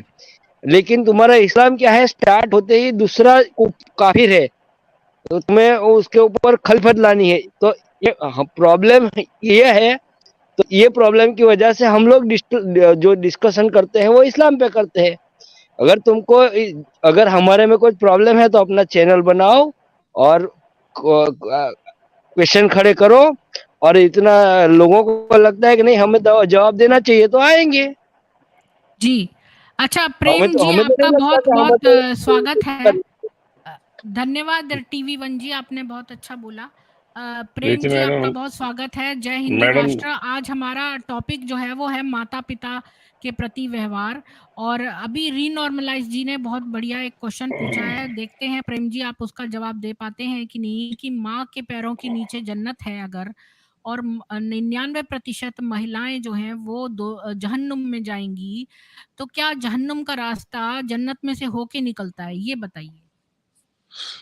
वो देखो मैडम, पहले तो आपको नमस्कार। और अभी आपने एक डीपी लगाई थी हनुमान बाबा की, बहुत प्यारी डीपी है वो, कीवी उसमें आपकी पिक्चर बहुत अच्छी लग रही थी। और मेरी आवाज आ रही है? जी, आ रही है। दूसरी बात, मैं यहाँ से शुरू करूंगा। मुझे 1 मिनट में थोड़ा सा, शायद आप कहेंगे मैं टॉपिक से हट गया। जब मेरे प्रभु श्री राम जी को वनवास दिया गया ना, माता कैकेयी के कहने से, तो उनके पिता, उनको कहा लोगों ने कि धनुष क्यों नहीं उठाते, आपके पास तो धनुष है, आपसे ज्यादा कोई ताकतवर नहीं है। श्री राम प्रभु जी ने कहा था, धनुष किसके आगे उठाऊं, उस बाप के जिसका बाल सफेद हो गया। और उसने जाके लोगों को कहा कि मेरा बाल सफेद हो गया, मेरा सारा राज पिता को, मेरे बेटे रामचंद्र को दीजिए। धनुष किसके खिलाफ उठाऊं? उस माँ कैकेयी के जिसने मुझे अपना दूध पिलाया, मुझे गोद में खिलाया, भरत के जिसके यहाँ पाप भी आने से डरता है, दूर से मुड़ जाता है कि नहीं इसमें तो प्रवेश नहीं कर सकता है। तो ये तो है मेरा सनातन धर्म, ठीक है। और भाई अब रही इन दूसरों की बात, इनके तो यहाँ यही नहीं कि चाचे का लड़का, फूफी का लड़का, माँ का लड़का, कौन कौन कौन घोड़ी की तरह कौन किस पे सवार हो जाए। तो बस मुझे तो इतना ही कहना है, आप ये इनके यहाँ तो मामला गड़बड़ है। अम्मी का ये नहीं पता कि अब्बू के साथ है, अब ये नहीं पता चाचा जान और मामू जान कौन है। ये दाल दाल में काला नहीं है, दाल ही काली है। तो इस टॉपिक पे तो बस मैं इतना ही कहूंगा कि स्त्रियों की, लेडीज की यहाँ बहुत दुर्गति है, और जो लड़कियां पढ़ी लिखी हैं, समझ रही हैं, लेकिन वो निकल नहीं पाती इस जहर में से। तो यहाँ कोई जन्नत वन्नत नहीं है मेरे भाई। अगर कोई मुस्लिम भाई सुन रहा है, इसमें कहीं जन्नत। एक बात और जोड़ूंगा, नहीं, ये आपने जो क्वेश्चन इनका नहीं समझा। क्वेश्चन ये था कि ये कहते हैं ना, सबको बताते हैं हमारा मजहब कितना अच्छा है ना। हमारे यहाँ तो देखो माँ के पैरों के नीचे जन्नत है। हम इनकी कुरान में लिखा है, हमारे यहाँ तो माँ की पैरों के नीचे जन्नत है। इनकी एक हदीस ये भी कहती है कि 99% महिलाएं जो हैं वो जहन्नुम में जाएंगी। तो मैडम रीनॉर्मलाइज मैंने जी ने क्वेश्चन पूछा था, एक मिनट, रीनॉर्मलाइज जी ने मैं ये क्वेश्चन पूछा था कि कैसे वो जाएंगी जन्नत, जब कैसे, मतलब अगर माँ के पैर के नीचे जन्नत है तो, और माँ जो है वो तो जहन्नुम में जाने वाली है, तो क्या जहन्नुम जो है उसका रास्ता, उसके नीचे जन्नत है? ये वाली मैडम ये समझ में प्लीज नहीं आ मैडम, रही है हाँ मैं गुत्थी, बता रहा इसको हूँ, सुलझाइए। ये हदीस उतनी ही ठीक है जितनी वो गुड़िया कूड़े वाली फेंकने की है। वो कूड़ा फेंकती थी ना जो बुढ़िया, ये एक मिट्टी गोली है जो लोगों को देते। कहीं ऐसा नहीं लिखा है इनके समाज में। इनके समाज में ना कोई माँ का कोई स्थान है। माँ है तो लेडी ना, है तो हाफ ब्रेन, आधा दिमाग है उसमें। अरे वही क्या क्या सुनो क्या ना, माँ, let me finish please, don't disturb. तो क्या माँ अगर कोर्ट में जाती है, उसका बेटा है, उसकी गवाही कहेगा नहीं एक ही रहेगी? गवाही तो उसको भी दो हाफ है, दो चाहिए। अगर उससे रेप हो जाता है तब भी वही है उसको इस्लामिक उसमें। तो ऐसा कुछ नहीं है, झूठ है, बिल्कुल झूठ है। ना यहाँ माँ के पैरों में जन्नत समझी जाती है, ना माँ को वही अधिकार है जो आधी दिमाग वाली लड़की को दिए जाते हैं। और ना ही मैं एक बात और ऐड कर दूं, बाप की प्रॉपर्टी में उसका कोई हिस्सा नहीं है। अगर उसका आदमी उसको खुला दे देता है, छोड़ देता है, उसको तब तक पैसा मिलेगा जब तक बच्चा दूध पीता है। तो जमीन पैरों के नीचे जन्नत कैसे होगी? I am done now, anybody can speak. जी रुपेश जी, आपका बहुत स्वागत है। जय हिंदू राष्ट्र, बोलिए।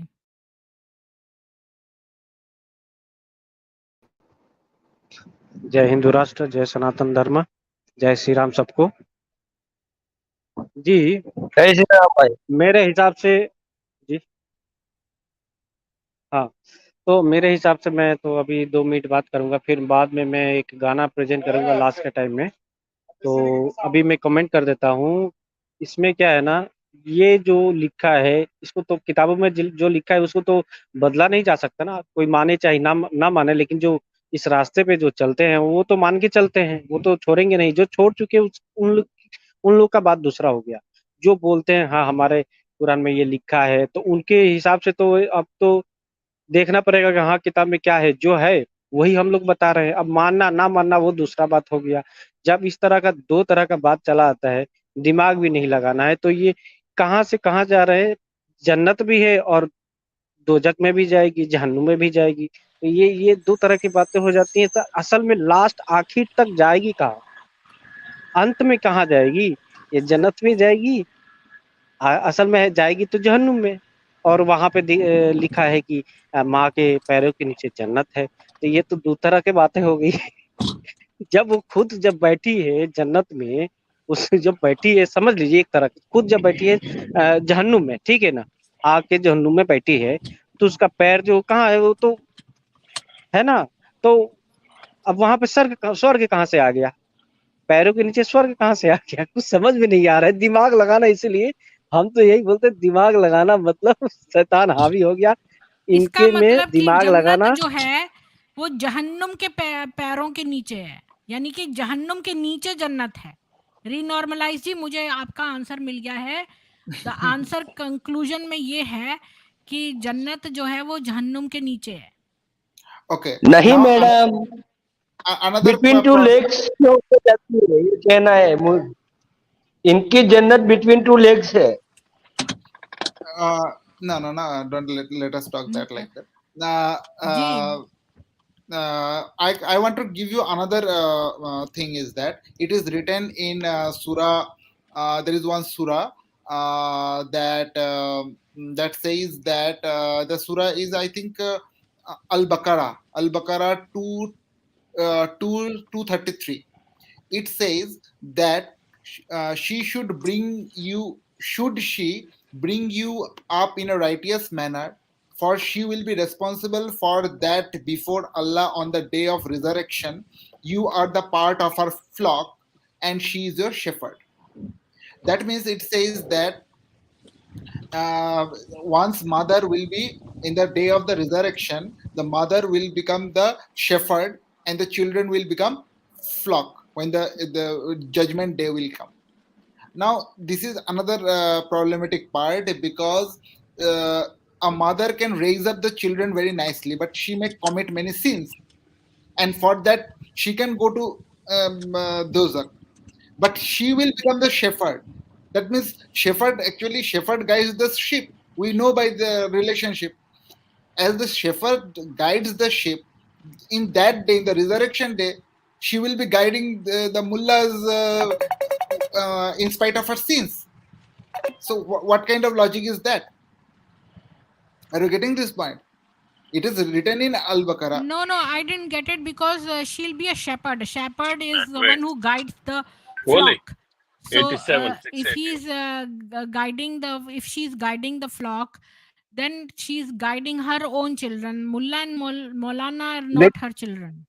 Are Mullah and एक Maulana are एक बात, also have their mothers, right? What?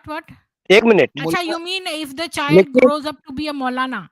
Are you no, trying no, to no, no, say no, if no, the no, no, no. yeah, No. then You're not getting this point. I'm telling you that by Quran Surah Baqarah it is said that in the day of judgment, okay, yeah, the yeah. mothers who have raised their child in a righteous manner will become the shepherd, and the children will become the sheep in the end day.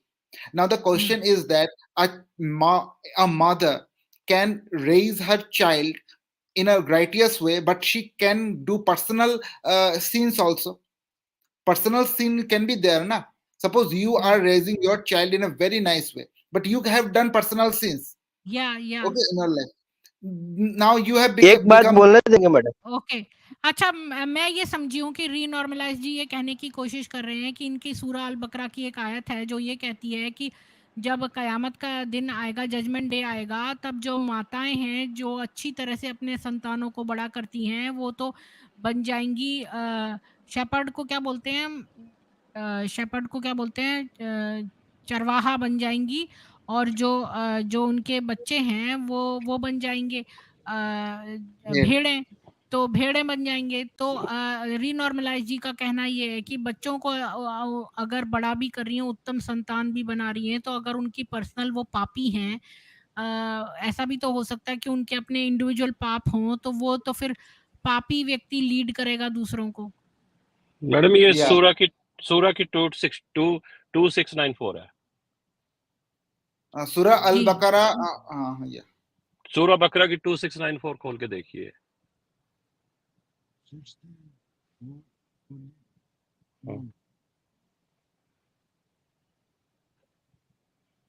एक minute तब तक कौन सी वाली बोल रहे हैं आप, सूरा बकरा की?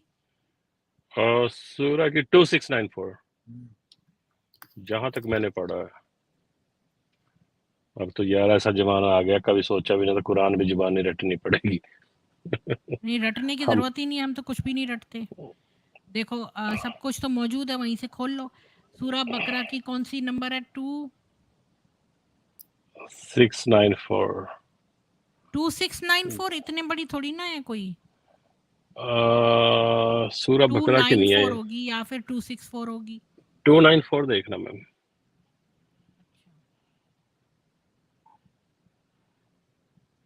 नहीं 286 तक ही है। फिर ये सूरा इसकी नहीं है, बकरा की। आप बात जारी रखिए, मैं देखता हूँ, मैं देख के आता हूँ। ठीक आप है, अपने बात जारी रखिए, मैं देख ठीक के आता है। हूँ, तो लैपटॉप पे बीकेएस जी देखता आपको हूँ, लैपटॉप पे बहुत-बहुत देखता हूँ। स्वागत है। जय हिंदू राष्ट्र बीकेएस जी, बोलिए। जय सनातन, जय हिंदू राष्ट्र, हर हर महादेव। हर हर महादेव। पहली बात, अब मैं सभी को नमस्कार भी कर रहा हूँ। ये मैं कह रहा हूँ, ये बात कहने का तो बेफालतू हो जाती है ना। माँ के नीचे जन्नत है। कैसे जन्नत है भाई? जब मोहम्मद की माँ बाप जहन्नुम में है तो जन्नत कहाँ से आ जाएगी? जब वो अपने माँ बाप को जन्नत नहीं भेज सकता तो वो जहन्नुम में सड़ा रहा है, तो कैसे जन्नत में जाएगी? किसी की माँ, किसी माँ के नीचे जन्नत है। जन्नत जब मोहम्मद के माँ बाप दोनों नहीं है तो आम मुसलमान कैसे जन्नत में चले जाएंगे? इसका तो उत्तर है किसी के पास? नहीं, ये आपने इनका तो मतलब नहीं खाली समझा। बकवास ये कर रहा बोल है। रहे थे कि जब पैरों के नीचे जन्नत है और महिलाएं सारी ही जाएंगी जहन्नुम, तो फिर क्या जहन्नुम के पैर के नीचे जन्नत हो सकती है? जो जो वुमन जो माँ है, अगर वो खुद जहन्नुम में है तो उसके पैरों के नीचे जन्नत कैसे हो सकती है? वही तो बात है। एक तो माँ के नीचे जन्नत है, माँ को, उस माँ बहन बेटी को बलात्कार भी करें, दबा के भी रखें, बुरका में भी डाल के रखें, फिर भी जहन्नुम में जलेंगी। और ये मुल्ला मौलाना लोग जन्नत में जाएंगे। ये कैसे जाएंगे? जब मोहम्मद का बाप जहन्नुम में जल रहा है तो जन्नत में जाएंगे कैसे? और एक सवाल है, और एक बड़ा सवाल है। जिसकी मम्मी का हलाला हो चुका हो 2-4 बार, तो उसके अगर जनरली जो कि इनमें होता है, तो फिर उसके नीचे से जन्नत कहाँ से होगी भाई?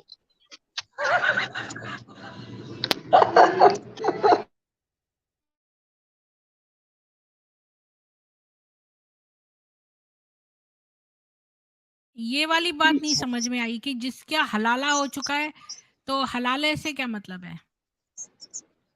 मतलब ये है कि हम लोग क्या कहते हैं, पवित्र सती। सती यानी कि एक पत्नी अब की, आप एक समझिए पति कि की जिसकी पत्नी। मम्मी का हलाला हो एक मिनट चुका हो, भाई, मैं समझ गया आपकी बात, मैं समझ गया आपकी बात। वो जो दो चार हमारे अपने यहाँ मतलब ससुर के हमारे साथ यहाँ भी जो है, हलाला हो और देवर के साथ भी हलाला हो ना, तो उसको वो कहाँ से जन्नत में जाएगी? जाएगी तो जहन्नुम में ही ना। इस ये भाई कहने की ये है। अब जब मम्मी जहन्नुम में ही जाएगी, तो फिर उनको जन्नत पैर के नीचे कहाँ होगी? हमारे यहाँ क्या सब है कुल कि मिला पवित्र, वो पतिव्रता, ये सब शब्द है, बराबर है। सब कुल मिला के, अब इनका तो सुनिए, हलाले वाला कॉन्सेप्ट है, और इस्लाम के हिसाब से नहीं। सब कुल मिला के ये हुआ, कोई बोलिए। जन्नत उन्नत है ही नहीं। क्योंकि ना मोहम्मद का बाप जब जहन्नुम में सड़ रहा है तो उसका दूसरा कैसे चला जाएगा जन्नत में? जब उनकी माँ ही जन्नत में नहीं जाएंगी तो कोई दूसरा कैसे जन्नत में चला जाएगा? जन्नत है कहाँ पे? जी, मुझे तो कहीं नहीं दिख रहा। जीतू जी आपको क्या कहना है इस बारे में?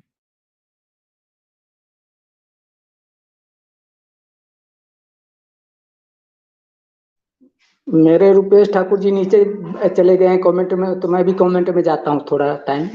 तब तक और नए बंदे आते हैं, उनको मौका आज मिलना चाहिए। जी, टीवी 1 कुछ कह रहे थे पहले, बोलिए।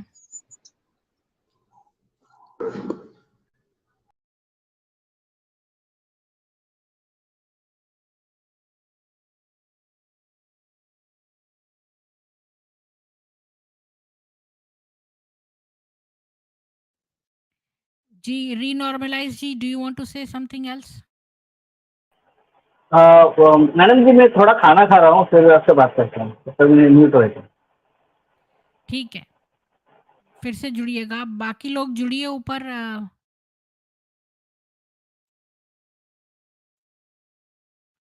सच में मुसलमान को जन्नत का यकीन होता तो सभी मरकर जन्नत जा चुके होते। अच्छा, ये भी बात है। हक वाला भाई की स्ट्रीम मैंने चेक की, कुछ भी हक वाले ने गलत नहीं कहा, सही कहा। जीसस क्राइस्ट सच्चा ईश्वर है, अग्री करता हूँ। ये कहाँ से आ गया? हमारे इसमें तो कोई मतलब ही नहीं है इससे।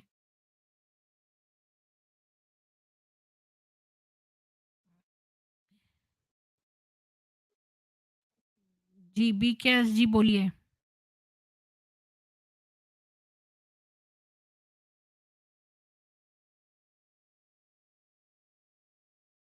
मुझे तो लगता बोलने वाले बहुत थे, इसीलिए मैं आराम से चला गया था, लेकिन अभी कोई खाना खा रहे हैं तो कोई चाय पी रहे हैं, तो मैं बोला फिर आना पड़ेगा।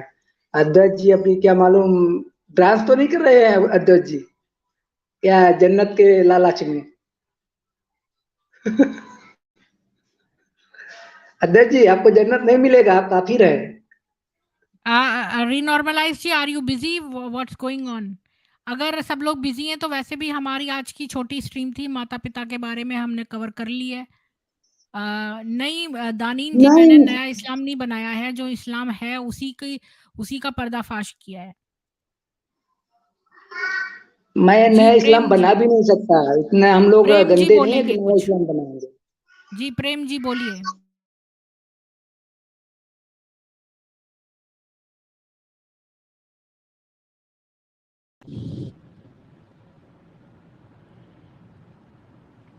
अच्छा, तो मैं ये स्ट्रीम क्लोज करती हूँ। एंड में किसी को कुछ बोलना है तो बोल दीजिए। हाँ मुझे जी मुझे बोलिए। बोलना है। ये अभी एक मैसेज हाईलाइट हुआ था हक वाला वगैरह, ये क्या आप दोबारा पढ़ सकती हैं? ये ना मुझे समझ ये में नहीं आया था दूसरे मैसेज। चैनल मैं को बता रहा क्यों हूँ बोलते हैं आप लोग यहाँ पे? दूसरे ये चैनल पता का नहीं नाम क्यों क्या है लेते इसका हैं? मतलब। हाँ, दूसरे स्ट्रीम्स के बारे में हम क्या क्यों क्या बोलें? नहीं, आप पढ़ दीजिए इसमें क्या लिखा है, मैं मैंने पढ़ देख दिया लिया। था, मुझे समझ में नहीं आया ये। ये मेरे लिए था जी। That's fine, thank you madam, thank you for taking me in. जी, तो आपके लिए क्यों था? आप क्या जीसस क्रिश्चियन हैं? ना भाई, मैं तो सनातनी हूँ। वो किसी स्ट्रीम में हिंदुओं को गाली गलौज दिलवा रहा था कोई पाकिस्तानी को बुलाकर, मैंने वहां बोल दिया था भाई ऐसे मत बोलो। तो ये मेरे बारे में था, तो मैं अच्छा खासा बोला था और बोलता रहूंगा। ये 2-4 इन्होंने भाड़े के पाकिस्तानी रख रखे हैं, इनको बुला लेते हैं और हिंदुओं को म्यूट कर देते हैं और उनको माँ बहनों के मूत पीने वाले हैं, गोबर खाने वाले हैं, ये हैं वो हैं। तो ये लोग हैं ये। तो इस बारे में मैं थोड़ा बोला था और उस पर मैंने काफ़ी होमवर्क किया है कल से।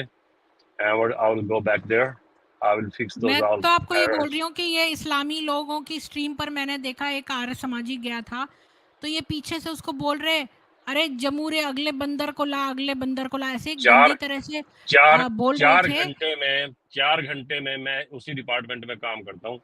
4 घंटे में मुझे इतनी शर्म आती है, मैं बताता नहीं। ये जो टके टके के चैनल इन्होंने बनाए हैं ना, किसी के अंडे की रेडी है, कोई स्विगी पे वो डोर डैश करता है, कोई कुछ करता है, कोई कुछ करता है, क्योंकि हिंदू पैसे फेंकते हैं ना इन पे, हिंदू पैसे फेंकते हैं। और इन्होंने 4-5 वो आयातें रट रखी हैं और ये वो लोग हैं, ठीक है, क्योंकि इनके फोन नंबर जो गूगल पे है ना, सारे आधार कार्ड से लिंक है, सारे पैन कार्ड से लिंक है, कोई ये आइडेंटिटी नहीं छुपी। डर कहते हैं हमें डर लगता है, सब बकवास है ये। दुकानें हैं और कुछ नहीं है। और 2-4 और 5-4 पाकिस्तानी है, उनको पता नहीं कैसे फोन करते हैं, उनको बुला लेते हैं और बस गाली गलौज। और हमारे हिंदू लोग ऐसे बेवकूफ हैं, लड़ाई इनकी आपस की होती है, टॉपिक इनका होता है, और हमारे हिंदू भाई उनकी वैसे जब बीच में जाके घुस जाते हैं अपने देवी देवताओं की बेइज्जती के। भाई इसने टॉपिक रखा है, पाकिस्तानी इसके टॉपिक पे आया है, इसकी स्ट्रीम में आया, let them fight. If you want watch them, at least don't speak up, बोलो मत। आप क्यों पार्ट बनते हैं उसका? कल अगर आप पैसे भेजते हैं गूगल पे से, कल एनएसए लगता है, पैसा पाकिस्तान जाता है, सेडिशन के चार्ज में आप तो जाओगे ना अंदर। आपने किसको फंडिंग की है, कहाँ पैसे दे रहे हो आप? बस यही मेरी बात बुरी लगती है लोगों को, और कुछ नहीं है। चलो मैडम, इट्स बीन नाइस आपने तो टॉकिंग टू सही यू। बोला है, बुरी क्यों लगती है आपकी बात? क्योंकि ये लोग देखते नहीं। आप लोग ये तो देखो ना, जब आप गूगल पे करते हैं या वो सुपर चैट भेजते हैं, भाई आपको ये पता है उसमें कौन कौन लोग इन्वॉल्व हैं? ये इंडियन लोग पाकिस्तानियों को डिबेट में बिठाते हैं, पाकिस्तानी मुस्लिम हिंदू मुस्लिम को डिबेट में बिठाता है, वो लिपस्टिक बाज आता है। आप यार उसके खिलाफ तो हमने मुकदमा दर्ज करवा दिया, लेकिन आप भी तो जाओगे ना अंदर जब फंडिंग, जब एनएससी ये देखेगा कि पैसा आया कहाँ से। जी बिल्कुल छुपा सही क्या है बोला इसमें? आपने। छुपा क्या अच्छा, है इसमें? यहाँ पर एक क्वेश्चन आया है सोखा बाबा जी का, ये कह रहे हैं कि जो बुड्ढी महिलाएं हैं, माँ है, बुड्ढी महिलाएं सारी जहन्नुम जाएंगी क्या, और जो जवान सुंदर लौंडियां हैं वो सारी हूर हो जाएंगी, जन्नत में जाएंगी क्या?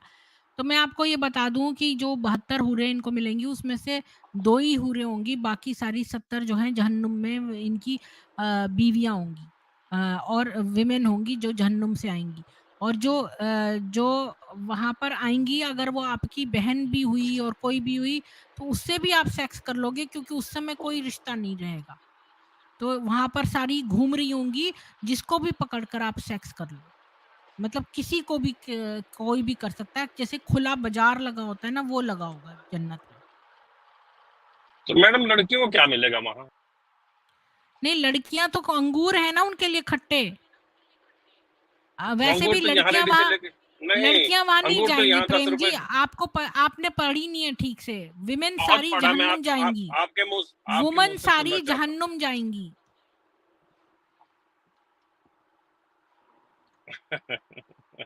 क्या क्या घोषणा है यार, ये क्या कुछ कर। और अपने अपने लोग समझते नहीं है, अपने धर्म के बारे में जाते ही नहीं है यार। मेरी एक बात सुनो, सारा कुछ गूगल पे है, हम भी पढ़ते हैं। क्यों क्यों बेइज्जती करवाने जाते हो वहां? क्यों अपनी माँ बहन करवाते हो वहां? कल एक चैनल पे एक पाकिस्तानी ने 45 मिनट म्यूट करके एक बहन को, उसको दलाल कहा, तेरा हस्बैंड दलाल है, तेरा ये दलाल है। आप यार वहां बैठे थे और आपने इसको सब्सक्रिप्शन पता कितने दे रखे हैं? 2500। वो आपके हैं सारे हिंदूज के, मुस्लिम के नहीं। आपने ये भी नहीं पता भी है कौन। कल उसका डाटा खंगाला, पता किया, 4 पैसे खर्च किए, 4 पैसे खर्च किए, तब जाके मुझे पता सच चला समझ कि में नहीं आता कि लोगों को इतना मनोरंजन क्यों होता है गालियां सुनने में। मेरे लिए तो ये घृणा का वो है स्रोत।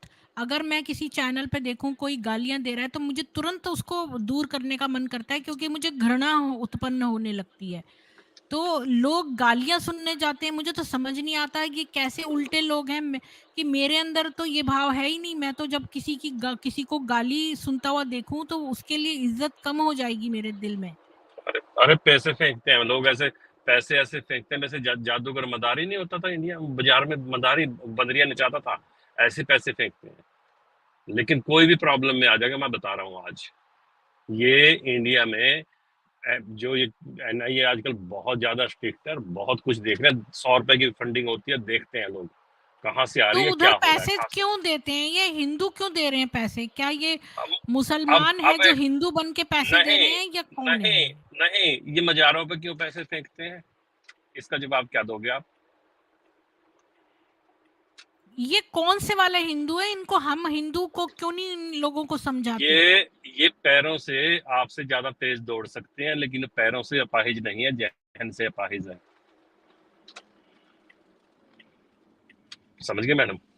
ये जहन से अपाहिज लोग हैं, यही मजारों पे जाते हैं, यही वहां जाके पैसे फेंकते हैं। माँ बहन को पैसा नहीं देना, दवाई नहीं दिलवानी, कड़वी लगेगी आपकी बात।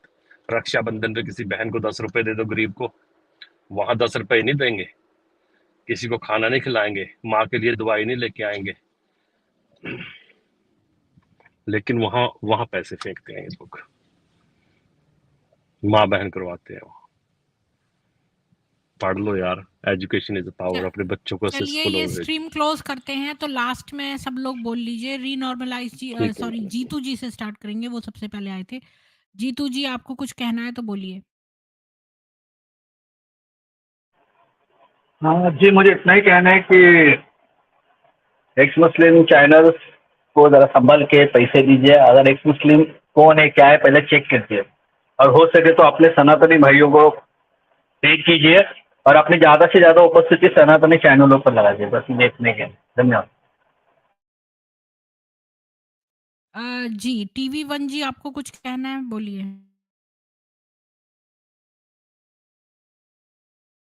नहीं, बस क्लोज करना हो तो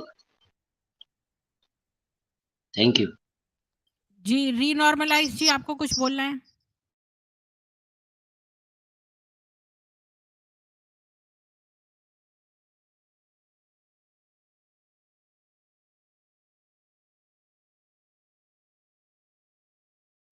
BKS जी, आपको कुछ कहना है? अभी चर्चा चल रही थी उस जाने वालों का पैसा देने वालों को, यही ना। बाकी तो मैं बोल दिया हूँ उस मामले में। इस मामले में बोल रहा हूँ, अब कटु शब्द बोल रहा हूँ। जिस कुत्ते के दुम होती है, कितना भी सीधी करना चाहें तो सीधी नहीं हो सकती, टेढ़ी टेढ़ी रहेगी। वो लोग वैसे हैं। लेकिन ये जो गाली सुनने जाते हैं तो हम लोग क्या कर सकते हैं? हम लोग तो रोज बोलते हैं कि मत जाओ भाई, ऐसी जगह मत जाओ। नहीं सुनना चाहते ना सुने भाई, जाओ गाली सुनो, तुम्हारी माँ बहनों को गाली देते हैं सुनो, हमको क्या जाता है? हम तो नहीं जाते। हम उस चैनल में जाते हैं जहां हमको कोई 2 शब्द गाली ना दे सके, ना मैं किसी को गाली दे सकूं, ऐसे चैनलों में हम जाते हैं। आपके चैनल में यदि आपको कोई 1 रुपया, 5 रुपया, 10 रुपया देता है तो आप मना कर देती हैं सामने से, लेकिन वहां गाली भी सुनेंगे, वहां पैसा भी देंगे।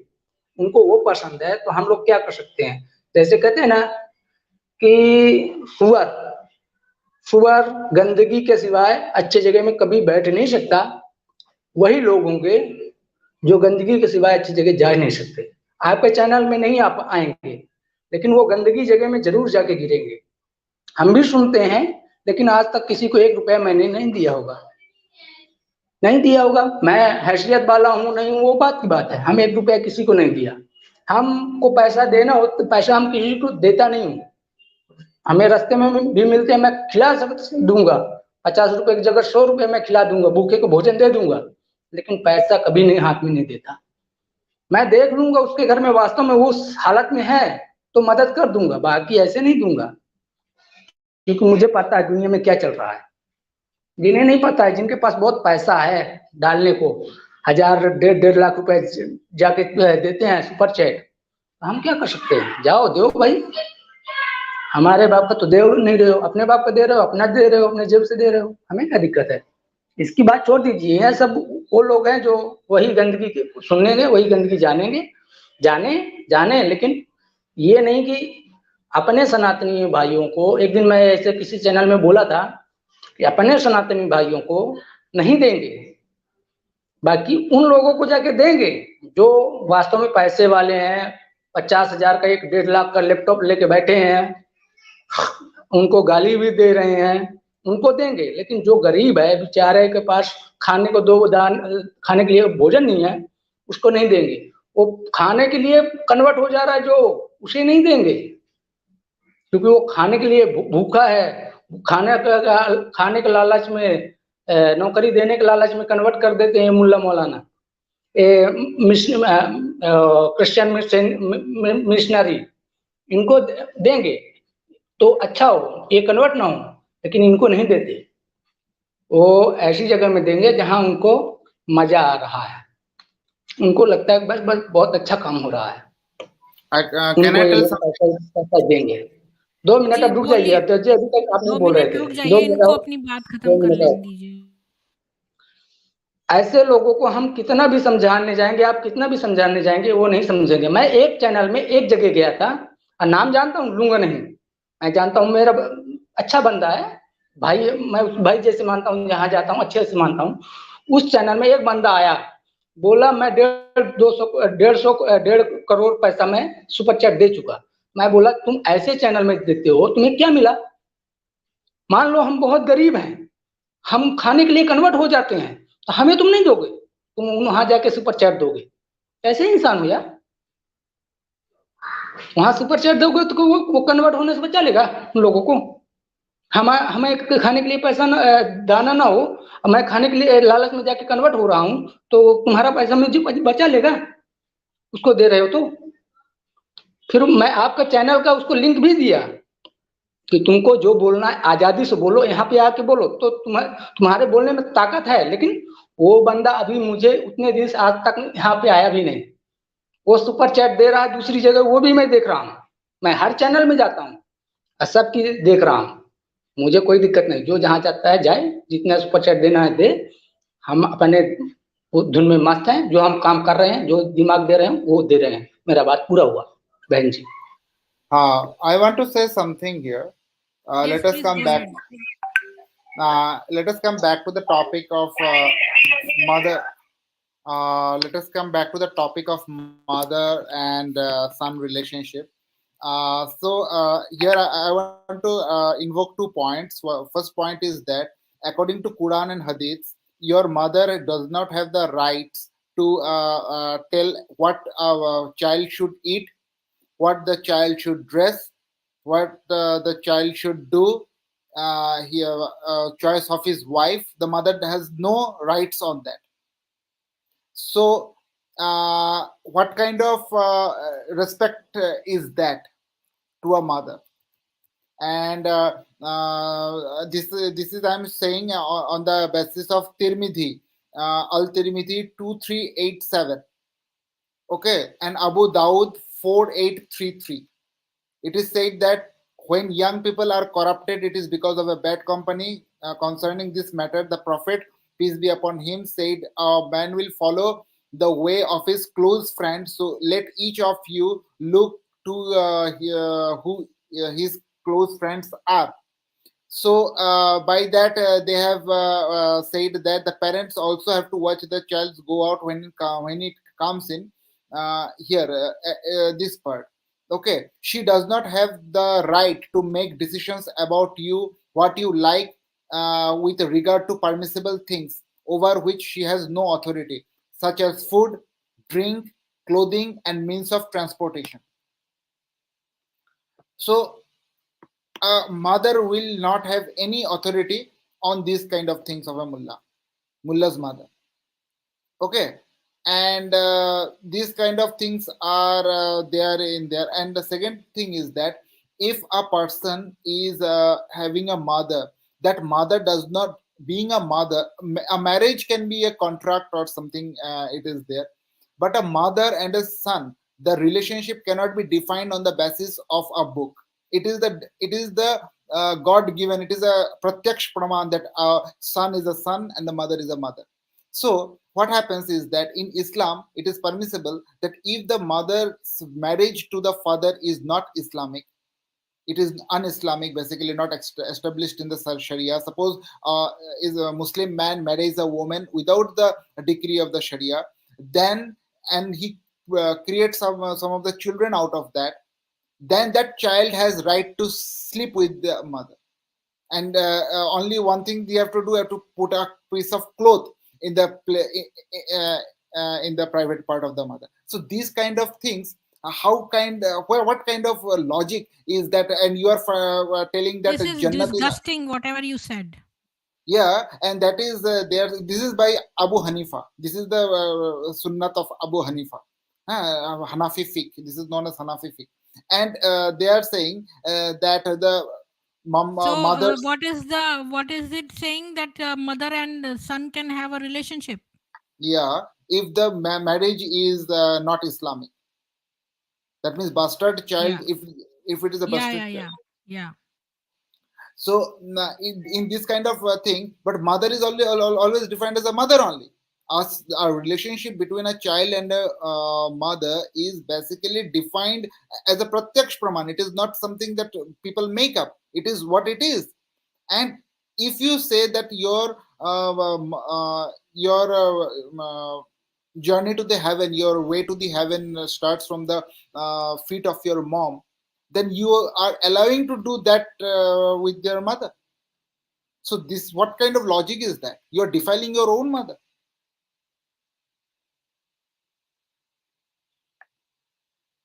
These are some of the things that Islam mullahs will never talk about.